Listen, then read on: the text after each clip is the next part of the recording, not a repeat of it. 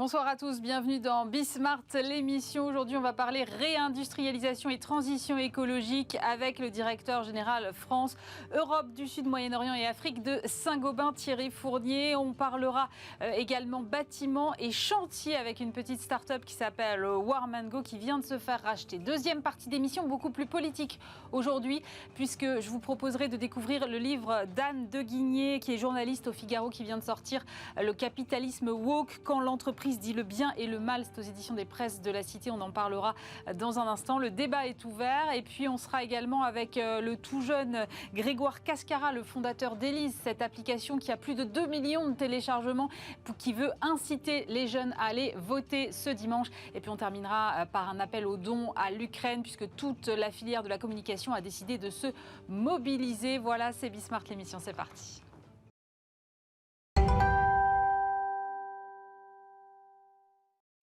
Pour commencer cette émission, je suis avec Thierry Fournier. Bonjour. Bonjour. Vous êtes directeur général de Saint-Gobain France, Europe du Sud, Moyen-Orient, Afrique également. À l'heure où on parle de réindustrialiser la France, vous êtes, contrairement à certaines idées reçues, finalement un véritable exemple de ce que en fait, l'industrie et la transition écologique peuvent être liées. Vous êtes au cœur justement de toutes les questions de rénovation du bâtiment, de meilleure construction du bâtiment. Et vous avez annoncé il n'y a pas longtemps, et je pense qu'on va commencer par ça, que vous prévoyez d'investir 120 millions d'euros d'ici 3 ans pour augmenter vos nouvelles capacités de production de laine de verre en France, oui. Via votre filiale Isover. Moi, je voulais savoir aujourd'hui, qu'est-ce qui motive un investissement qui me semble considérable à l'échelle de la France ? C'est qu'il y a une telle demande aujourd'hui qu'il faut absolument que la machine productive puisse suivre ? Absolument. Nous sommes tous confrontés à 3 challenges extrêmement importants. Le premier, la nécessité de lutter contre le réchauffement climatique via la décarbonation des économies. Le deuxième, répondre aux besoins d'urbanisation grandissante dans le monde entier, et en France en particulier. Et le troisième, d'économiser les ressources naturelles et énergétiques de notre planète, comme vous le savez. Et donc, ces 3 challenges sont en réalité des opportunités pour Saint-Gobain, mais aussi une responsabilité pour nous, des responsabilités pour nous, puisque le secteur de la construction représente 40% des émissions des gaz à effet de serre. Et donc, il est extrêmement urgent de mieux construire pour répondre aux enjeux d'urbanisation, mais aussi de rénover le parc existant, puisqu'il est hors de question de faire table rase de l'existant.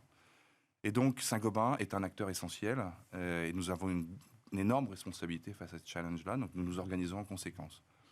Rénover, ça veut dire d'abord et avant tout améliorer l'efficacité énergétique du parc bâti, donc isolé. Justement, qu'est-ce qui porte le marché aujourd'hui ? C'est plutôt cette partie rénovation ou la construction ? Pour Saint-Gobain, en Europe, 60% de nos ventes, un peu plus de 60% de nos ventes sont orientées vers la rénovation. 60% ? Oui, à peu près. Oui. Voilà. Le reste, à peu près 25-30% sur la construction neuve et 10% sur les infrastructures. Je parle du secteur de la construction. Donc la rénovation, c'est clairement un enjeu clé pour l'Europe et pour la France en particulier.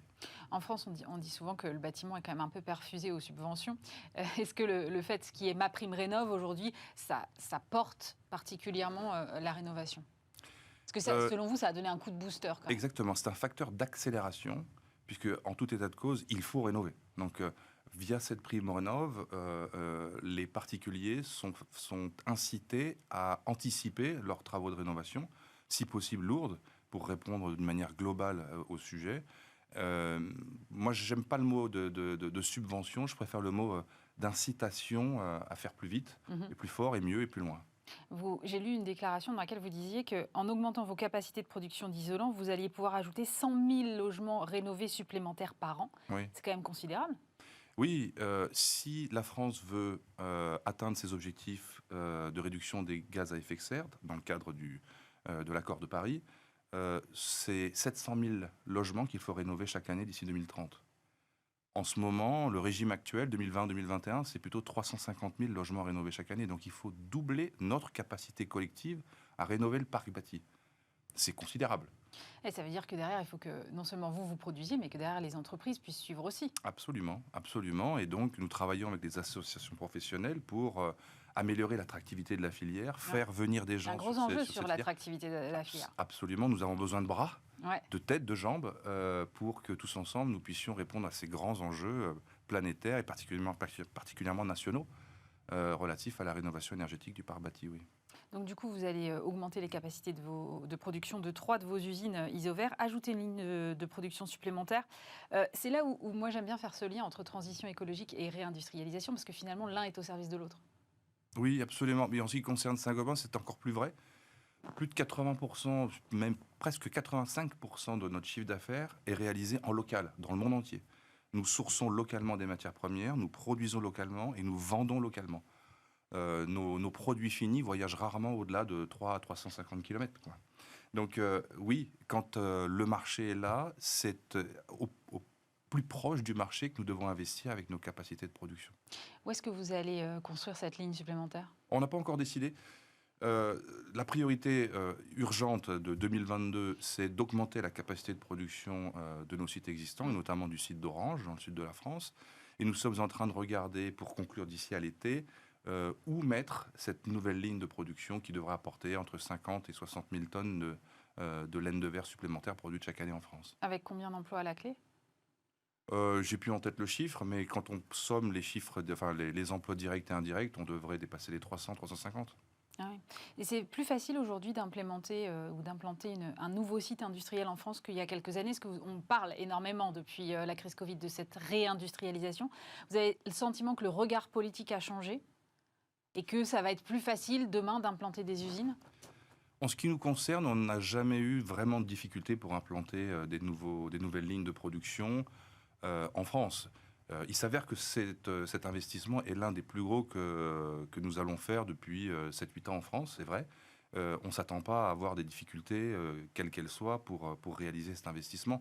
Et d'autant plus qu'il s'agit de produire à terme plus de matériaux isolants et donc pour répondre à un problème national important. Donc, je ne vois pas en Ni quoi... en termes de procédures, ni en termes de délais qui sont un peu longs, ni en termes de couches administratives. Voilà, c'est souvent les choses qui sont remontées par les industriels. Oui, c'est vrai. Nous sommes armés pour nous préparer au mieux et préparer les fonds de dossier nécessaires à l'analyse réglementaire. C'est tout à fait normal. Nous sommes particulièrement épaulés par les acteurs publics, où qu'ils soient, à quelque niveau que ce soit, pour accélérer au mieux l'exécution de nos investissements. Donc je ne vois pas de risque particulier en ce qui nous concerne. Bon, après, on peut toujours dire qu'on peut toujours faire plus vite, mais il y a quand même un certain nombre d'étapes qu'il faut respecter. C'est important. Vous avez justement une casquette très large, puisque vous vous occupez aussi de l'Europe du Sud, du Moyen-Orient et de l'Afrique. Et je disais que le groupe Saint-Gobain avait ouvert 21 usines ou nouvelles lignes de production l'année dernière dans le monde. Oui. Comment est-ce que vous comparez les différentes régions ? Est-ce qu'elles ont toutes le même engouement que nous en ce moment pour l'industrie ? Le sujet ne se pose pas en ces termes-là. Les marchés de la construction et de la rénovation sont différents. Les dynamiques de ces marchés sont différentes selon les zones géographiques. En Europe, c'est clairement la rénovation qui tire le marché de la construction. Aux États-Unis, dans les pays émergents, c'est plutôt la construction neuve, même si la rénovation existe aussi. Ouais. Donc les enjeux sont différents. En Afrique en particulier, notre enjeu à nous, c'est de nous positionner au plus vite au plus près des marchés un peu partout. On est parti de pas grand-chose. On est déjà présent dans 24 pays en Afrique et on ouvre à peu près 2 usines par an en Afrique. On a de gros enjeux sur l'Égypte, sur la Turquie, sur l'Arabie Saoudite, les pays du Golfe. Mais ce n'est pas pour autant qu'on délaisse l'Europe. Vous venez de parler de cet investissement en France. Nous sommes en train d'exécuter un gros investissement aussi sur l'Espagne, en plaques de plâtre, là aussi pour accompagner la rénovation. Et nous réfléchissons à d'autres investissements un peu partout en Europe, oui. Vous menez en parallèle des projets de décarbonation, oui. Notamment dans les déchets de construction. On sait qu'il y a un enjeu aussi de ce côté-là. Vous avez un rôle à jouer, vous pensez, en tant qu'industriel, leader sur votre marché, de création d'une filière de matières premières recyclées pour la laine de verre, par exemple ? Mais absolument. Notre engagement en la matière est multiple. Nous nous sommes engagés à la neutralité carbone, déjà, tant À quel horizon? qu'industriel, 2050. Mhm. Avec une première étape en 2030, nous nous sommes engagés à réduire de 33% nos émissions, scope 1 et 2, à l'échelle de tout le groupe au niveau mondial. Donc ça, c'est notre première responsabilité d'industriel, impacter le moins possible au travers de nos procédés de fabrication aux émissions de gaz à effet de serre. Le deuxième enjeu, c'est d'offrir des solutions qui, une fois installées sur le parc bâti, vont permettre de contribuer pendant toute la durée de vie des bâtiments à la réduction des émissions, ou en tout cas à la réduction des consommations d'énergie. Pour reprendre l'exemple de l'isolation, si fabriquer 1 mètre cube de laine de verre coûte 1 en émissions de CO2, c'est 40 fois... pendant la durée de vie de l'utilisation du produit, le produit va permettre d'économiser 40 fois ce qui leur a été nécessaire. Voilà, exactement, ce qui leur a été nécessaire pour fabriquer le produit en question. Nous avons beaucoup de solutions qui sont comme ça, donc qui sont extrêmement impactantes, même si elles sont encore un peu émissives. Donc en fait, notre enjeu, c'est d'impacter moins pour impacter plus. Ah oui, c'est joliment dit. Vous le disiez tout à l'heure, en fait, le bâtiment représente à peu près 40% des émissions de gaz à effet de serre, donc l'enjeu de la rénovation et de la construction est absolument énorme. Vous-même, Saint-Gobain, vous avez accéléré sur ce volet, vous avez racheté le français Chryso et l'américain GCP, voilà, je vais y arriver, pour devenir le leader mondial de la chimie du bâtiment. L'objectif, c'est de permettre de réduire l'empreinte carbone du ciment et du béton. C'est un véritable levier de croissance, ça aussi, pour vous, aujourd'hui? Absolument. Et absolument, le béton est le principal contenant en CO2 du parc bâti. Avec ces solutions de décarbonation des formulations de béton, nous avons l'ambition de permettre la réduction de 33% du contenu, à minima, du contenu CO2 embarqué dans les solutions à base de béton. Donc ça, c'est la première des choses. 33% pour l'instant, et plus à l'avenir. Nous allons investir massivement en R&D et travailler avec les industriels pour continuer à baisser le contenu en CO2 des formulations base béton.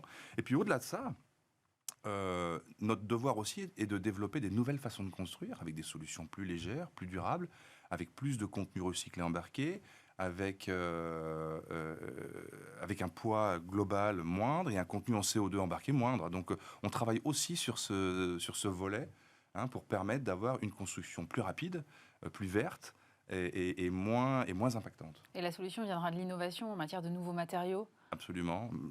Et pas uniquement en termes de produits, mais aussi en termes de systèmes et de solutions globales qui prendront en compte toute la partie service. Vous avez évoqué la question du recyclage des déchets.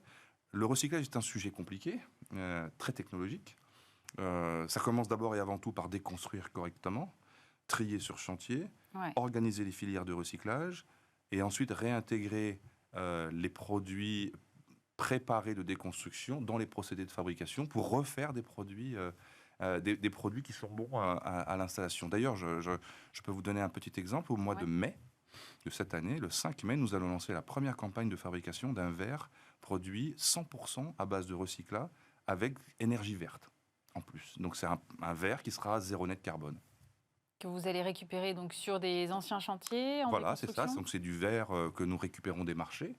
Ça peut être le marché de la bouteille, de l'emballage, ça peut être des marchés de la construction ou des marchés de la transformation verrière. Ces verres sont ensuite préparés, réinjectés dans les fours. Et pour faire fondre ce recyclage, nous allons utiliser des énergies totalement vertes et ainsi produire un verre zéro net carbone par définition, puisque nous n'aurons consommé aucune matière première, ni émis aucune tonne de CO2 via les énergies utilisées pour faire fondre ce verre. Et en termes de coûts, c'est supportable parce que votre filière elle est extrêmement compliquée. Il faut aller effectivement collecter les matériaux issus de la déconstruction. Là, vous parliez en plus potentiellement de filière de verre bouteille aussi. Donc, comment est-ce qu'on assemble tout ça? Comment est-ce il y a le transport, il y a ensuite le recyclage et l'usine, j'imagine, qui va avec. Comment est-ce que vous fonctionnez et est-ce que c'est supportable en matière de coûts aujourd'hui? Oui, ça l'est. Si je prends l'exemple de la plaque de plâtre, nous avons été les pionniers en termes de recyclage de plaques de plâtre. Donc, récupérer des plaques de plâtre sur les sites de construction, les malaxer, enfin les broyer et les réinjecter pour fabriquer des nouvelles plaques de plâtre. Cette filière a été organisée par notre filiale Plaque au Plâtre en France. Nous avons embarqué avec nous des constructeurs, des transformateurs, et puis bien sûr nous-mêmes. Et au bout d'une quinzaine d'années, on se rend compte qu'en fait, tout le monde y trouve son compte. L'entreprise de déconstruction, puisque au lieu de mettre en décharge, elle vend ces déchets à un récupérateur qui ensuite procède à la transformation et vend avec un petit peu de marge à l'industriel que nous sommes. Et rendu sur nos usines, cette nouvelle matière première coûte moins cher que de la matière première naturelle. Donc c'est un gagnant-gagnant-gagnant en fait sur le long de toute cette chaîne-là. Ça marche pour la plaque de plate, ça marche pour le verre depuis des années. Et notre enjeu, c'est de faire marcher ce genre de logique sur toutes les autres filières au travers du nouvel éco-organisme qui est en cours de création, qui s'appelle Valobat et qui a vocation à organiser entre industriels et entreprises de construction toute la filière, enfin toutes les filières de recyclage, tout type de déchets confondus, pour que le bâtiment soit complètement recyclable à l'avenir. Et ça pourrait être à quel horizon de temps un bâtiment complètement recyclable à l'avenir? Bon, ça prendra un petit peu de temps, mais quand je vois par exemple qu'aujourd'hui nous savons fabriquer de la plaque de plâtre qui contient jusqu'à 50% de matière recyclée, c'est énorme. Oui, c'est énorme. On le fait pas sur des très grands runs de production, comme on dit, puisqu'il y a encore beaucoup de choses liées au process de fabrication qu'il faut ajuster, beaucoup de travail de R&D en cours, beaucoup d'ingénieurs sont mobilisés sur le sujet. Il n'y a aucune raison qu'on n'arrive pas à terme à monter très proche de 100% de matière recyclée dans une plaque de plâtre de demain. On va prouver le mois prochain qu'on sait le faire dans le verre déjà. C'est un premier pas vers effectivement un changement radical, un gros pivot, mais comme beaucoup d'industries, mais particulièrement important, puisque comme on le disait tout à l'heure, le bâtiment finalement est l'un des plus gros contributeurs en matière de gaz à effet de serre. C'est important que vous ne soyez pas tout seul et que vous mobilisiez comme ça chaque filière. Et il faut le faire de façon verticale. On ne peut pas faire globalement tout l'ensemble. Ça n'aurait pas de sens. Non, ça n'a aucun sens, puisqu'il faut partir de la déconstruction, comme je vous l'ai dit, et ensuite de la valorisation du déchet pour une réinjection dans un procédé de fabrication déterminé. Et donc, c'est une filière complètement alignée qu'il faut structurer, type de matériau par type de matériau. On parle en ce moment pas mal du coût des matières premières qui effectivement grimpe énormément. Dans quelle mesure est-ce que ça vous concerne? Parce que vous me disiez tout à l'heure, finalement, on produit assez localement et nos matériaux ne font pas plus de 300 ou 350 km. Mais il y a quand même un moment, un sourcing ou des choses que vous importez, j'imagine. Bien sûr, ne serait-ce que l'énergie. Aujourd'hui, on consomme de l'énergie électrique, ou gaz, pardon, notamment dans nos procédés de fusion. Ouais. Nous sommes très impactés par l'évolution des cours énergétiques. Donc évidemment, on fait au mieux pour essayer de limiter... Pardon. On fait au mieux pour limiter l'impact de l'inflation que nous subissons dans le prix des matériaux que nous remettons sur le marché. On le fait au travers de notre amélioration continue de nos procédés, l'amélioration des économies d'énergie sur les lignes, etc. Mais au bout du bout, il ne reste pas moins qu'on est obligé d'augmenter nos prix. On le fait de manière la plus parcimonieuse possible, la plus intelligente possible, avec le maximum d'anticipation possible, le plus en contact avec nos clients et utilisateurs finaux pour les accompagner. Mais oui, l'inflation est forte cette année. Et vos clients, ils le prennent comment ?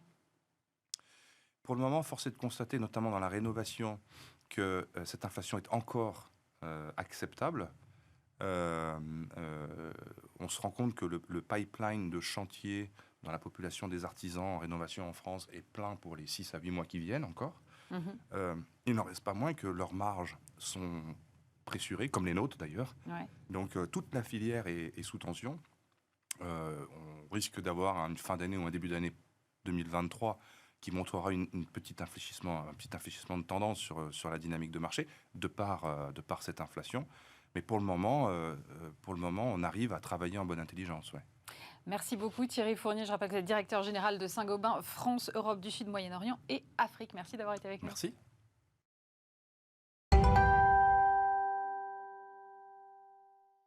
Tiens, on va continuer à parler de chantier finalement aujourd'hui, puisque je suis avec Maxime Ogea. Bonjour. Bonjour. Vous êtes le cofondateur de Warmango. C'est une start-up qui développe et édite une plateforme de vente de produits du bâtiment. Comment est née cette idée ? Ça, c'est une question qu'on me pose souvent. J'imagine. L'histoire est longue, mais pour la faire courte, parce qu'on n'a pas beaucoup de temps, moi, j'ai voulu être entrepreneur très tôt. J'ai un parcours un peu atypique, parce que j'ai arrêté l'école en 4e, je crois, de mémoire. Vous avez arrêté l'école en 4e ? Voilà. Et c'était pas fait pour moi. Et derrière, j'ai travaillé pendant 3 ans, et j'avais vraiment la volonté derrière de monter une boîte, d'être mon propre patron. Mais j'avais 2 problèmes majeurs. J'avais pas d'idée, en fait, à proprement parler, donc ce qui bloque beaucoup de gens déjà. C'est ça. Et puis aussi pas beaucoup d'argent, parce que j'étais en province, donc voilà, il fallait trouver une réponse à ces 2 problèmes. Et la solution à la première problématique, c'est-à-dire pas d'idée, c'était de me dire, aujourd'hui, je vais racheter une entreprise qui existe déjà, ce qui traite finalement la deuxième problématique, d'avoir pas d'argent, parce que du coup, c'est plus facilement finançable. Et c'est là en fait où je me suis rendu compte de tout ce marché qui existait dans le bâtiment, qui est hyper large, hyper varié, assez intéressant aussi, avec cet impact que vous parliez plus tôt sur la partie écologie et impact aussi sur notre futur à tous, quelque part. Et donc c'est comme ça que j'ai eu finalement cette première idée de racheter une entreprise d'installation donc en sanitaire, chauffage, plomberie. Et puis finalement, en observant son quotidien et leur quotidien, on s'est rendu compte qu'on avait possibilité d'améliorer leur marge, de leur faire gagner du temps et aussi possiblement de révolutionner un petit peu le circuit de distribution qui est séculaire en la matière sur le marché français. Donc si je résume, ce que vous faites aujourd'hui, c'est un peu Amazon, mais vraiment sur le B2B des chantiers. Absolument, c'est exactement la même chose. Donc ça paraît comme ça un peu fou quand on se lance, on va faire le Amazon du bâtiment. Mais en général, alors j'arrête, je fais une parenthèse. En général, les gens qui me disent je suis le Amazon de quelque chose ou le Uber de quelque chose, je jette directement le communiqué à la poubelle. Donc faut surtout pas faire ça. On le sait. Donc non, effectivement, mais il n'en est pas moins que le modèle d'Amazon, c'est-à-dire Marketplace, qui a été inventé par Jeff Bezos, c'est un modèle qui fonctionne très bien. Et c'est ça qu'on a voulu nous reprendre avec une dynamique un peu plus vertueuse que la Marketplace traditionnelle, puisqu'il en existe des très connus sur le marché à destination des particuliers, dont je tairai le nom. Mais effectivement, sur la partie B2B, l'objectif, c'était aussi d'avoir cet impact finalement circuit court, qui existe assez peu. C'est-à-dire, je vais aller chercher l'industriel qui fabrique le produit X pour le connecter directement avec l'installateur qui va derrière aller chez le particulier. Donc, c'est aussi un modèle un peu différent qu'une marketplace traditionnelle où on va vraiment chercher du circuit court. Et vous opérez la logistique aussi ou pas? Oui, ça aussi, il faut être assez fou pour faire ça. Mais ouais, oui, j'allais vous dire, c'est quand même la partie la plus complexe, non? C'est une partie extrêmement complexe, notamment sur les produits qu'on transporte, parce qu'effectivement, faire transiter une boîte de chaussures ou un livre, c'est pas très compliqué, mais dès qu'on atteint des problématiques type paroi de douche ou des produits en céramique, effectivement, c'est très compliqué. Donc le principe même d'un entrepreneur, c'est de se faire bien entourer. Donc moi, j'y connaissais rien en la matière, mais j'ai trouvé des gens très compétents sur le sujet. Et donc, on a réussi, dès le départ, à avoir effectivement ce fulfillment de stockage qui nous permet aujourd'hui de livrer directement les clients finaux en moins de 24 heures s'ils le veulent. Le gros intérêt, c'est pas forcément la réactivité, c'était surtout d'avoir une seule livraison. Parce que quand vous êtes installateur sur un chantier et que vous pouvez avoir possiblement 3, 4, 5 livraisons, c'est quand même compliqué de vous organiser. Donc là, l'idée, c'est d'afficher un délai clair et qu'on puisse livrer en une seule fois au délai respecté au client final. Vous venez de vous faire racheter par un groupe belge, là. Qu'est-ce que ce rachat va vous offrir comme opportunité? L'idée, c'est quoi? C'est de pouvoir aller attaquer l'Europe du Nord? Oui, il y a beaucoup d'enjeux. Pour être très honnête, on est sur un marché qui est effectivement très concurrentiel, où la nécessité d'avoir une taille critique est assez fondamentale à tous les niveaux. On parlait de logistique, mais aussi il y a les structurations financières, il y a la conquête des clients. Enfin, il y a énormément de sujets qui nécessitent d'avoir une certaine taille. Donc, il y avait deux options à nous qui s'offraient. Soit lever, effectivement, continuer dans nos stratégies, parce qu'on a fait lever plus de 4 millions d'euros depuis 3 ans. On pouvait effectivement faire un gros tour de table cette année. Simplement, on s'est rendu compte que l'argent ne fait pas tout à un moment donné. Et si on veut aller encore plus vite, il fallait s'adosser probablement. Et là, en l'occurrence, c'était un grand groupe de distribution, mais ça aurait pu être un industriel plus classique. Et donc, on a vraiment choisi ce partenariat particulièrement parce qu'on avait des gains au niveau des marges, des gains au niveau opérationnel logistique, des gains au niveau aussi de la connaissance du marché. Et finalement, on a tout autant d'argent, mais avec beaucoup plus d'intellect derrière, ce qui fait que c'est exponentiel, quoi. Donc, c'est pour ça qu'on les a choisis. L'objectif de ce deal, évidemment pour nous, c'est d'accélérer donc, sur le marché français d'abord, mais effectivement assez rapidement à l'international, puisque c'est un groupe aujourd'hui qui est leader en Belgique et un peu partout en Europe, et qui est aussi très présent aux États-Unis avec une très forte croissance à 2 chiffres quasiment dans tous leurs magasins. Et on voit bien que la digitalisation du marché est plus forte à l'international qu'en France. Donc stabilisation en France et accélération dans les autres pays. On est en retard, c'est ça que vous êtes en train de me dire là? On est en retard, on est toujours en retard en France de toute façon. Non, c'est ça, on aime bien se flageller. Non, on n'est pas en retard surtout. Simplement, culturellement, les entreprises françaises du bâtiment sont peut-être moins sujettes aujourd'hui en tout cas à se poser des questions, parce que même si c'est en train de venir, vous parliez tout à l'heure des hausses au niveau des matières premières, des marges qui sont en train de s'effriter. C'est à ce moment-là où on se pose la question. C'est comme l'humanité, c'est tant qu'on n'est pas au pied du mur, on ne trouvera pas de solution pour l'écologie. Donc là, c'est la même chose. Ces gens-là vont progressivement être au pied du mur et ça sera un déclencheur de digitalisation plus fort. Merci beaucoup, Maxime Augier, cofondateur de Warm & Go. Merci d'avoir été avec nous. Avec plaisir, merci beaucoup à vous.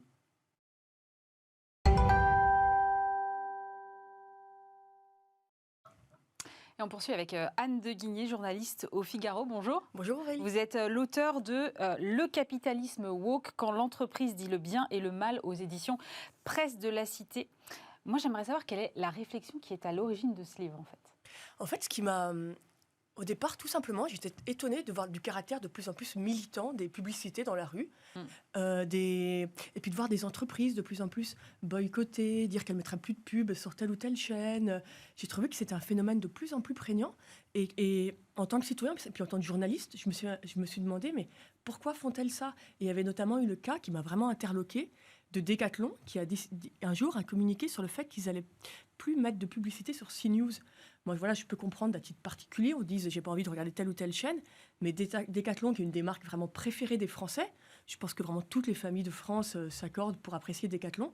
Je me suis dit, mais pourquoi ils font un choix aussi clivant qui peut peut-être leur faire perdre beaucoup de clients? Et c'est à partir de ce cas, en fait, que j'ai voulu enquêter sur cette entrée en politique des entreprises. Mais alors, sur le cas de Decathlon, c'est parce que j'ai réfléchi depuis pas mal de temps aussi à cette problématique et je me suis dit, finalement, sur Decathlon, je ne sais pas si c'est le meilleur exemple parce que pour moi, Decathlon, c'est un peu le risque réputationnel, vous voyez. J'ai pas envie de m'afficher à côté de... Là, en l'occurrence, c'était Éric Zemmour. Ouais.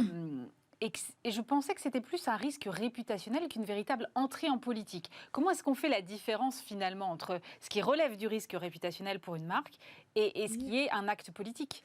Mais est-ce que c'est un risque réputationnel de mettre Je pose la question. De mettre d'avoir des publicités sur toutes les chaînes, sachant que voilà, le jeu démocratique fait qu'Éric Zemmour est un des candidats parmi d'autres.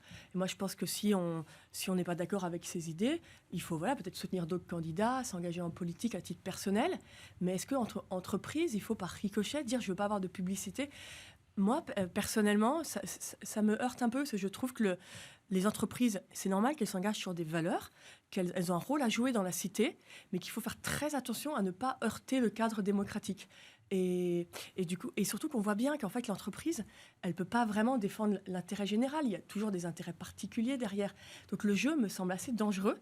Et d'ailleurs, on voit qu'il y a beaucoup aussi de polémiques sur ces valeurs affichées par les entreprises, quand on se rend compte en fait derrière qu'il y a de l'hypocrisie, qu'elles ne sont pas vraiment...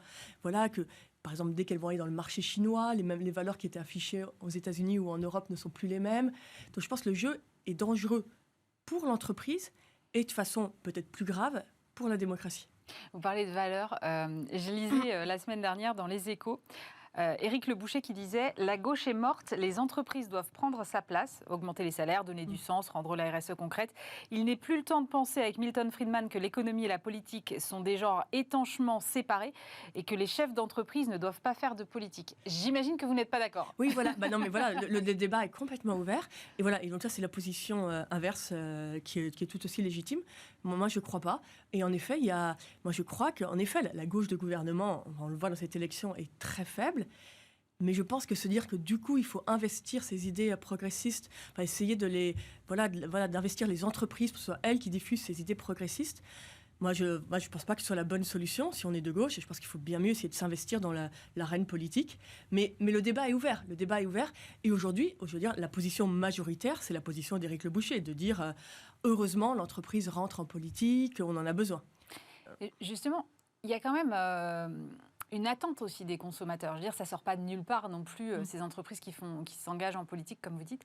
Il y a eu un observatoire Havas des marques dans la cité, je crois que c'est 2018, qui montre que les Français font davantage confiance aux entreprises qu'aux politiques. 60% des Français pensent que les entreprises ont un rôle plus important à jouer que les gouvernements dans la création d'un avenir meilleur.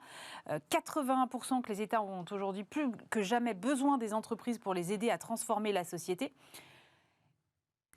En fait, elles ont peut-être plus vraiment le choix, les entreprises aujourd'hui.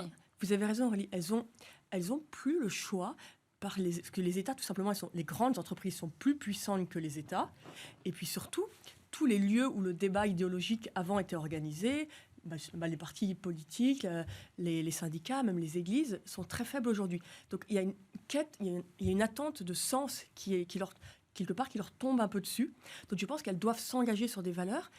Mais mon point, c'est de dire... Il ne faut pas qu'elles se substituent à la démocratie représentative, parce qu'elles ne peuvent pas, pour moi, définir l'intérêt général. Mais il faut, en effet... Donc c'est une ligne de crête. Évidemment, c'est pas simple. Moi, je ne crois pas du tout au grand complot des entreprises qui veulent prendre la place des politiques. Je pense qu'en effet, leur incombe de plus en plus de responsabilités, que c'est très compliqué aujourd'hui, leur rôle, pour un chef d'entreprise, mais qu'elles fassent très attention de rester vraiment dans le jeu démocratique. Et on voit, par exemple, aux États-Unis, que les entreprises, allègrement, si un État fédéral boycotte une loi qui ne plaisent pas à une entreprise, les entreprises vont appeler...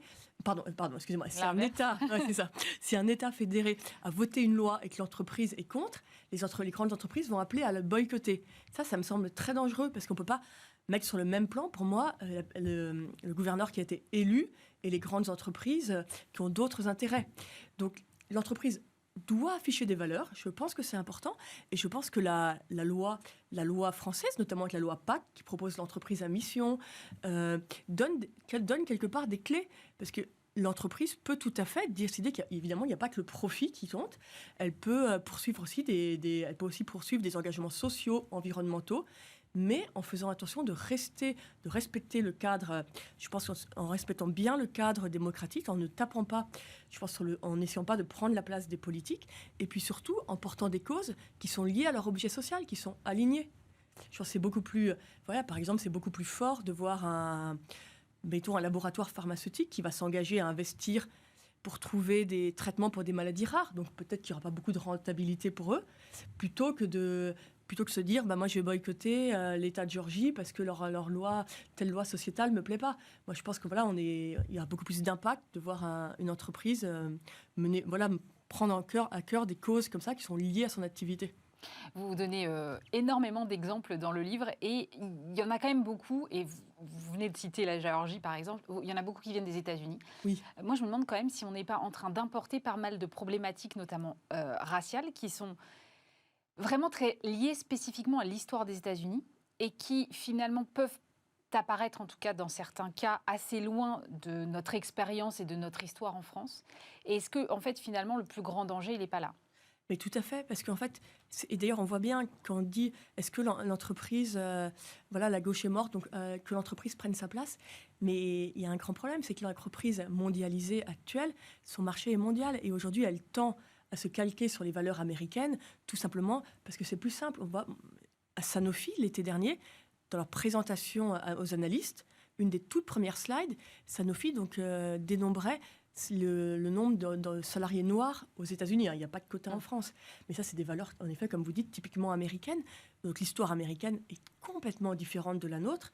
Et vraiment, aux États-Unis, vous avez cette construction de communautés, les unes à côté des autres, et avec l'idée qu'il faut vraiment savoir chacun vient d'une origine très particulière, et tout le monde est assez à l'aise avec l'idée d'afficher son ethnie, sa religion, son orientation sexuelle. On voit qu'il y a des quotas maintenant, pour le Nasdaq, il y a des quotas même pour l'orientation sexuelle, qui n'est pas du tout notre culture à nous. Et je ne dis pas du tout qu'en France, il n'y a pas de problème. Il y a d'autres problèmes, totalement différents. Et vouloir traiter nos problèmes avec ces solutions américaines me semble aberrant. Je pense qu'on va juste aggraver nos problèmes. Et c'est vrai que les entreprises ont tendance à les importer parce qu'elles sont mondiales. Et c'est une fois de plus, les entreprises, elles sont mondiales, elles ont une culture globale. Et aujourd'hui, dans cette globalisation, la culture américaine est dominante. Est-ce que le risque, c'est pas justement de resiloter un peu finalement l'entreprise, c'est un collectif, quand on lit les exemples que vous donnez qui sont assez parlants, et si on calque les problématiques américaines, est-ce qu'on ne risque pas effectivement de siloter davantage les populations en entreprise et de perdre cette espèce de collectif ? Moi, je suis complètement d'accord. C'est l'entreprise. Je pense qu'on est tous de plus en plus. La société est de plus en plus segmentée. On a tous des vies de plus en plus. Tout est très polarisé. Et l'entreprise, c'est un des lieux de brassage des populations où on se rencontre et justement où tout le monde est réuni pour un objectif qui le dépasse, de produire tel service, réfléchir à telle idée. Et si l'entreprise devient un lieu hautement politique, donc pour les salariés, si vous savez. Si vous êtes plutôt progressiste, vous allez dans telle entreprise, plutôt conservateur dans quelle autre, donc vous ne retrouverez que des gens qui pensent comme vous. Moi, ça me semble vraiment dramatique. Et par ailleurs, si pour le consommateur, la carte de crédit remplace le bulletin de vote, si vous achetez tel yaourt correspond plus à vos idées, alors là, vraiment, je pense que l'avenir de la société me paraît pas très réjouissant. Vous pensez que cette morale des entreprises est uniquement marketing ? C'est comme, le monde est complexe, il y a de tout. Je pense qu'il y a des patrons qui ont des fortes convictions, mais dans les publicités des très grandes entreprises, c'est avant tout marketing. Elles ne prendraient pas le risque d'afficher telle ou telle valeur si elles n'avaient pas vu avant que ça correspondait à ce qu'attendent leurs consommateurs. Après, vous avez des petites entreprises très engagées, avec des histoires particulières. Donc, faut pas faire attention aux généralités. Mais les grandes campagnes de publicité, il y a toujours une réflexion, évidemment, marketing. Le risque, c'est quoi? C'est de privatiser la politique et finalement qu'au bout du bout, les entreprises soient responsables de tout? Voilà. Donc, il y a beaucoup de risques, on en a évoqué un. Le risque, c'est que si on confie... aujourd'hui, on voit bien que la démocratie et la globalisation... Longtemps, la globalisation a plutôt renforcé la démocratie. Et aujourd'hui, c'est compliqué. Enfin, il faut trouver un équilibre qui est pas simple. Et je pense que confier à l'entreprise une partie de l'intérêt général, dans ce moment de tension, n'est pas une solution. Donc, donc le risque, c'est d'affaiblir, je pense, la démocratie représentative. Et puis, dans une société... aujourd'hui, on est encore... La démocratie, elle est dans le cadre de la nation. Et tout le monde... tout le monde n'est pas consommateur des mêmes entreprises. Il y a une partie... on a vu en France avec les mouvements sociaux, d'ailleurs, qui, malheureusement, vont peut-être menacent de se réveiller, là. Il y a quand même toute une partie de la population qui sont très faibles consommateurs, donc qui ne peuvent pas se retrouver, dont les intérêts ne peuvent pas être portés par les entreprises. Donc, il faut vraiment faire très attention. Merci beaucoup, Anne de Guigné. Je rappelle que vous êtes journaliste au Figaro. Votre livre « Le capitalisme woke, quand l'entreprise dit le bien et le mal », c'est aux éditions des Presses de la Cité. Merci beaucoup. Merci Aurélie.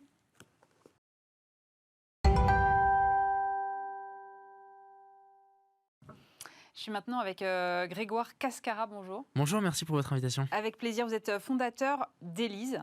Vous êtes aussi président des engagés mouvements citoyens à partisans.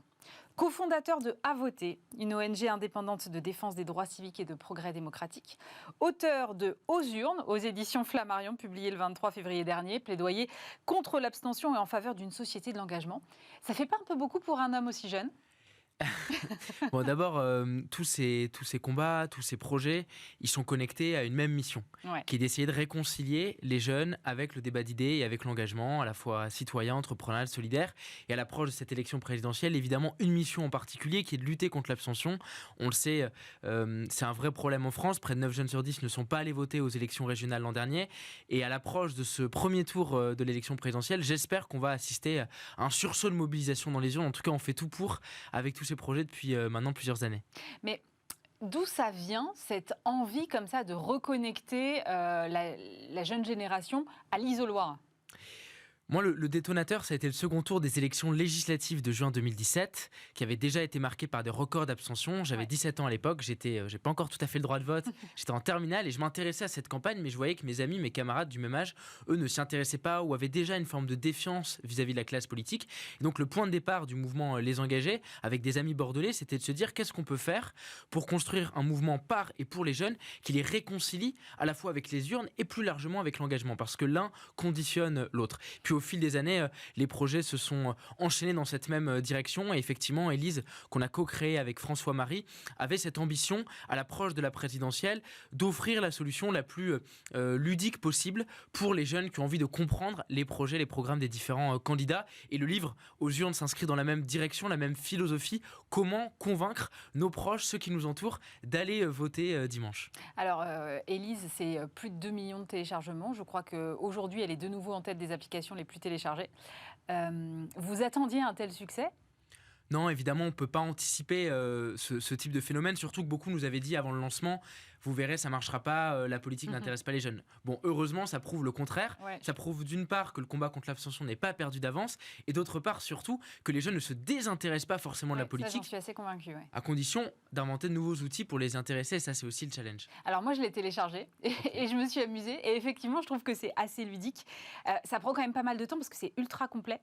Est-ce que vous pouvez, pour ceux qui ne connaîtraient pas encore Élise, est-ce que vous pouvez expliquer le principe ? Oui, bien sûr. Le principe, c'est qu'une fois que vous avez téléchargé gratuitement l'application, des propositions anonymisées s'affichent sur votre écran. Vous ne savez pas de quel candidat elles émanent et vous faites votre choix, vous votez en glissant votre doigt vers la gauche ou vers la droite. C'est le fameux swipe, cette fonctionnalité popularisée par les sites de rencontres. Et au fur et à mesure de vos swipes, donc de vos votes, l'algorithme génère votre niveau de compatibilité avec les différents candidats. Le but, évidemment, c'est pas de délivrer une consigne de vote, mais c'est d'aider peut-être des citoyens, notamment des jeunes, qui auraient du mal à se repérer dans le paysage politique, à mieux comprendre ce que propose concrètement chacun des candidats. Ensuite, le fait que ce soit un peu long, c'est assez volontaire, puisqu'on a voulu proposer une application ludique sur la forme, mais rigoureuse sur le fond, avec quasiment 500 propositions recensées, autant de propositions par candidat. Elles sont mises à jour quasiment quotidiennement sur l'application, tout accompagné d'un en savoir plus, lui-même systématiquement sourcé. Le but, c'est vraiment d'offrir l'outil le plus fiable, le plus solide possible pour vous aider à faire un choix. Et puis soyons clairs, moi je connais personne qui lit toutes les propositions de tous les candidats. Non, moi le premier, je lis pas de la première à la dernière ligne les propositions. Après, on incite les utilisateurs, en plus d'Élise, à suivre l'actualité de la campagne dans les médias, à lire les programmes des candidats. Et d'ailleurs, beaucoup nous écrivent en nous expliquant qu'ils ne s'intéressaient pas forcément à l'élection, qu'ils ont commencé à utiliser Élise. Et ça ne veut pas dire qu'ils vont forcément aller voter, mais en tout cas, ils prêtent une oreille peut-être plus attentive quand ils voient un candidat passer dans les médias ou quand ils entendent une actualité. Donc si on a pu être cette porte d'entrée vers la politique et vers le vote pour certaines personnes, notamment certains jeunes, on aura réussi, j'espère, notre pari. Alors moi, j'en ai pas mal parlé dans mon entourage et on m'a fait cette réflexion, on m'a dit « Ouais, c'est bien, mais ça reste finalement très factuel. » Et dans une élection, surtout présidentielle, il y a quand même la personnalité, le charisme, l'émotion qui entre en jeu. Et ça, malheureusement, vous ne pouvez pas le quantifier. C'est sûr. Et moi, je ne suis pas du tout de ceux qui croient que l'incarnation, les personnalités soient anodines. Bien au contraire. Et effectivement, a fortiori pour une élection présidentielle. Le constat qui était le nôtre avec François, avec toute l'équipe des engagés, c'est qu'on avait le sentiment que cette campagne présidentielle parlait beaucoup des personnalités justement des candidats, mais très peu du fond, de leurs idées, de leurs projets, de leurs programmes. Donc d'une certaine façon, c'était un moyen pour nous peut-être de rééquilibrer, de remettre le curseur entre guillemets au bon endroit pour que les électeurs puissent faire leur choix, certes en fonction des personnalités. Vous avez évoqué le charisme des différents candidats, mais aussi en fonction de leurs idées. Et beaucoup nous disaient, je connais tel ou tel candidat, telle ou telle candidate, mais je ne sais pas vraiment ce qu'il ou elle propose sur le fond. Et c'est là-dessus qu'on essaie d'intervenir. Vous disiez, les jeunes ne sont pas dépolitisés, au contraire, ils s'intéressent à la politique simplement. Ils ont des formes d'engagement qui sont différentes. Ça peut être la marche pour le climat, par exemple. Comment est-ce qu'on fait pour que cet engagement, finalement, leur fasse retrouver le chemin des urnes? Parce que, in fine, s'il n'y a pas d'élection, il n'y a pas de dirigeants. Et la marche pour le climat, c'est un très chouette engagement, mais ça n'a pas la même finalité. Vous avez 1000 fois raison, et c'est vrai que les formes d'engagement sont en train d'évoluer. On peut parler des marches pour le climat, mais aussi des mobilisations sur les réseaux sociaux, des associations. J'ai jamais vu autant de jeunes autour de moi créer des projets associatifs, citoyens, solidaires. Mais ensuite, et c'est ce que j'essaie de défendre notamment dans le livre, dans Aux urnes, comment on arrive à convertir ces engagements en bulletin de vote. Et à mon sens, c'est indispensable. On ne peut pas faire l'économie du vote parce que si on veut que les causes qu'on défend dans la rue, dans les associations, se traduisent en actes politiques et véritablement des conséquences politiques, il faut effectivement des représentants qui puissent les mettre en œuvre. Donc, le vote ne se suffit pas en lui-même. Ceux qui disent « aller voter, c'est un devoir, ensuite circuler, il n'y a rien à voir pendant 5 ans », je pense que c'est une rhétorique qui ne fonctionne plus. Il faut d'ailleurs plus de mécanismes, à mon sens, de démocratie continue pour que les citoyens soient associés à la vie publique, pas seulement le jour de l'élection, mais en continu, au quotidien. Mais une fois qu'on a dit ça, ça ne veut pas dire que le vote n'a plus d'importance, n'a plus d'utilité. Au contraire, il est plus important que jamais. Et donc, j'en profite pour passer cet appel à ceux qui nous regardent. Dimanche, même si vous n'avez pas de candidat qui soit à 100% en accord avec vos idées, allez voter. Il n'y a pas de meilleure alternative.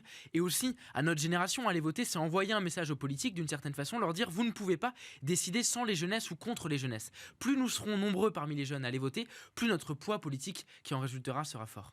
Vous pensez que les politiques devraient investir davantage le terrain de jeu des réseaux sociaux ? Ou finalement, ce n'est pas leur place ? Ou finalement, ils n'auraient pas de crédibilité sur ces réseaux ? Quand ils le faisaient pas, on leur reprochait, on disait ils n'arrivent pas à parler aux jeunes, ils font pas l'effort d'aller sur les nouveaux médias. Maintenant qu'ils le font, on dit c'est électoraliste, c'est de la récupération politique, etc. Moi, je crois que c'est plutôt une bonne chose.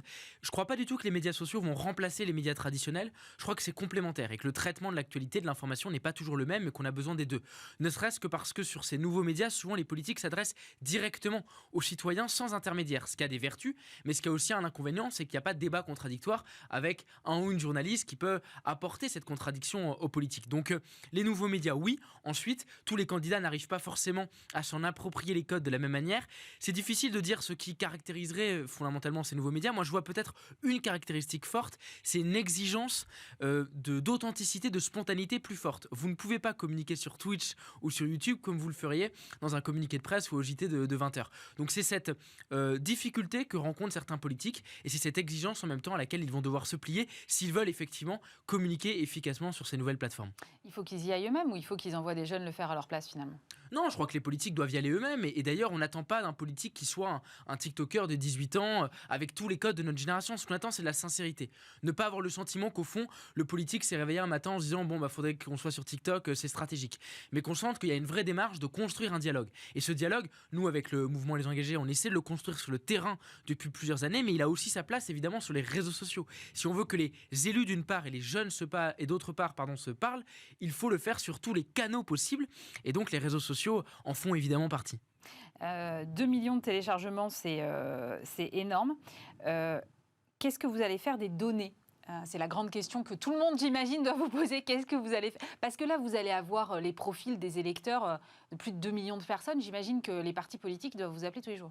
Alors, beaucoup s'en inquiétaient au départ. Et nous, dès le départ, on proposait effectivement aux utilisateurs de renseigner quelques infos, votre genre, votre âge, etc. Le but, c'était de pouvoir travailler ensuite avec des centres de recherche. Parce qu'évidemment, c'est un matériau qui, d'un point de vue intellectuel, est passionnant, très intéressant. Même d'un point de vue statistique, enfin tout. Complètement. Sauf qu'il y a eu quelques remarques, notamment sur Twitter, des gens qui étaient inquiets, qui avaient peur, effectivement, ces données soient mal utilisées. Par exemple, qu'on décide de les donner à un parti politique, à une équipe de campagne.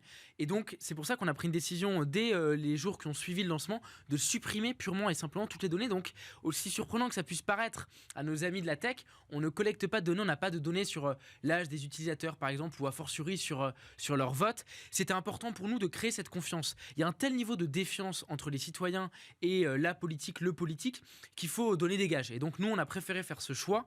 Et c'est ce qui fait qu'aujourd'hui, on n'a pas de données. Mais en même temps, peut-être, ça nous a permis de convaincre certaines personnes qui ont cette inquiétude vis-à-vis des données de télécharger quand même l'application. Oui, vous n'avez pas de données personnelles, mais vous allez pouvoir quantifier, j'imagine, quelle proposition a reçu le plus grand soutien. Non, aucun. Non, ça c'est un choix volontaire de notre part. Au départ, on voulait effectivement travailler avec des centres de recherche sur ces sujets et on a finalement fait ce choix de supprimer purement et simplement toutes ces données.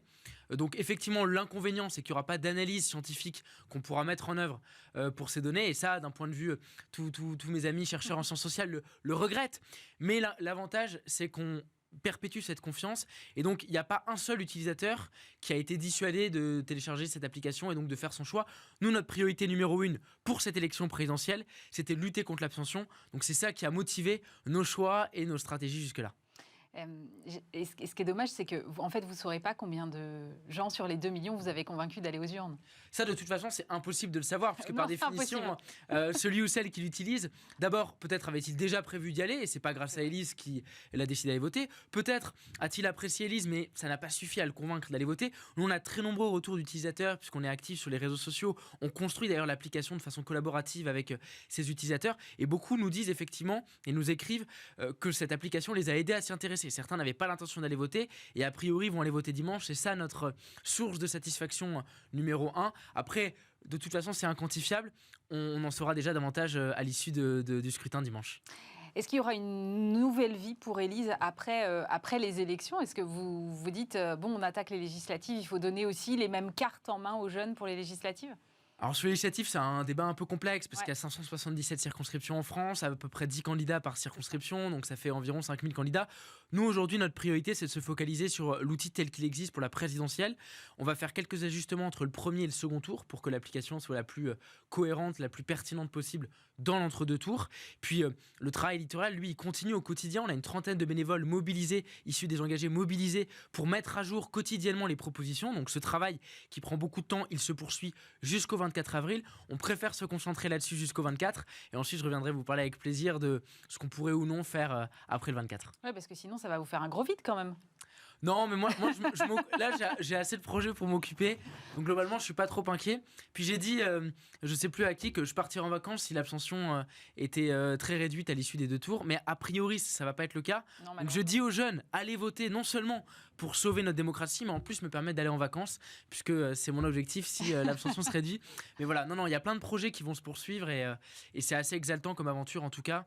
Donc j'espère qu'on va pouvoir continuer avec Élise, avec les engagés, avec tous les autres projets. En tout cas, dans cette objectif, continuer à mettre en place des choses. Le combat ne s'arrête pas évidemment au 24 avril, mais d'ici là, nous avons quand même une urgence qui est celle de se mobiliser massivement. En France, l'élection présidentielle, c'est probablement celle qui suscite le plus d'intérêt et de curiosité. C'est traditionnellement celle pour laquelle on vote le plus, pour laquelle l'abstention est la plus faible. Et là, d'après les dernières études, on a quand même un risque très fort d'abstention pour cette présidentielle. Donc encore une fois, je porte ce message, mobilisons-nous dans les urnes, et ce dimanche, et dimanche 24 avril. Vous envisagez une carrière en politique ? Honnêtement, c'est pas mon sujet aujourd'hui. Ce qui m'intéresse, c'est de pouvoir porter des projets engagés, des projets qui aient du sens. J'ai déjà un peu l'impression de faire de la politique en luttant pour que les jeunes s'intéressent à y voter. C'est pas de la politique au sens partisan du terme. Moi, je suis pas membre d'un parti politique. Je n'ai pas de mandat électoral. Mais je crois que tous les engagements, que ce soit dans l'associatif, dans le monde entrepreneurial, dans le monde politique au sens partisan du terme, tous les engagements sont intéressants, sont riches, sont complémentaires. Et on a besoin de toutes les énergies pour porter ce type de cause. Quand on voit l'engouement autour de votre application, 2 millions de téléchargements, c'est quand même pas rien. Est-ce que vous vous dites qu'un vote possible demain par des voies électroniques, par Internet, serait finalement la solution ? Non, c'est un vrai sujet qui, à mon avis, mérite d'être exploré. Et plus largement, au-delà du seul vote en ligne, je trouve que les sujets liés aux modalités de vote, comment on réduit le coût électoral, c'est-à-dire toutes les démarches à faire pour aller voter, la date limite d'inscription sur les listes électorales, par exemple, la possibilité, moi c'est ce que je propose dans le livre, d'ouvrir des bureaux de vote dans les campus universitaires. Plein de sujets qui, en fait, tous conjugués, pourraient avoir un impact sur ce combat contre l'abstention. Sur le vote en ligne, il faut y apporter des garanties, il faut que ce vote puisse être sécurisé, qu'on n'ait pas d'inquiétude sur d'éventuelles ingérences étrangères, que le secret de l'isoloir soit protégé, soit préservé. Mais ensuite, évidemment, c'est une des pistes qu'il n'est pas interdit d'explorer à l'avenir. Je crois en tout cas que ces sujets de démocratie continue, c'est le terme qui, à mon avis, est le plus adapté, parce qu'au-delà du caractère participatif, c'est ce caractère continu, pas seulement au moment de l'élection. Ces enjeux de démocratie continue, on en a très peu parlé, au fond, dans cette campagne présidentielle, je le regrette. J'espère qu'on en parlera davantage au moment des élections législatives et plus largement dans les mois qui viennent. Merci beaucoup Grégoire Cascara, je rappelle que vous êtes le fondateur d'Élise. Merci beaucoup pour votre invitation.